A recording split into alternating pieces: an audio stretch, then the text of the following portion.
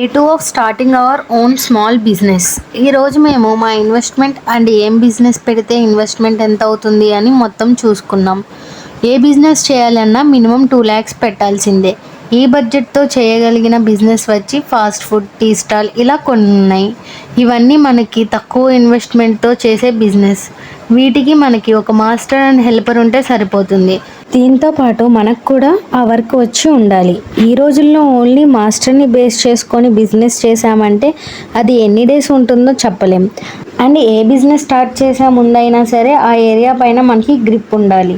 Like మనం చేద్దాం అనుకున్న బిజినెస్ ఉన్నాయా, ఇన్ కేస్ ఉంటే ఆ బిజినెస్ ఎలా రన్ అవుతుంది అండ్ ఫుడ్ క్వాలిటీ ఎలా ఉంది, ఇవన్నీ చెక్ చేసుకొని ప్లాన్ చేసుకోవాలి.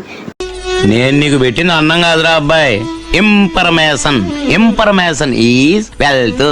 బికాస్ ఇన్వెస్ట్మెంట్ కంటే ముందు ప్లానింగ్ ఇంపార్టెంట్. ప్లానింగ్ ఉంటే బిజినెస్ సక్సెస్ అయ్యే అవకాశాలు ఎక్కువ ఉంటాయి. చిన్నదైనా పెద్దదైనా బిజినెస్ స్టార్ట్ చేయడం అంటే స్మాల్ థింగ్ కాదు. దీనిపైనే మన ఫ్యూచర్ అనేది డిపెండ్ అయి ఉంటుంది. సో మనం ఏం చేసినా ప్లాన్ చేసుకొని స్టార్ట్ చేయాలి.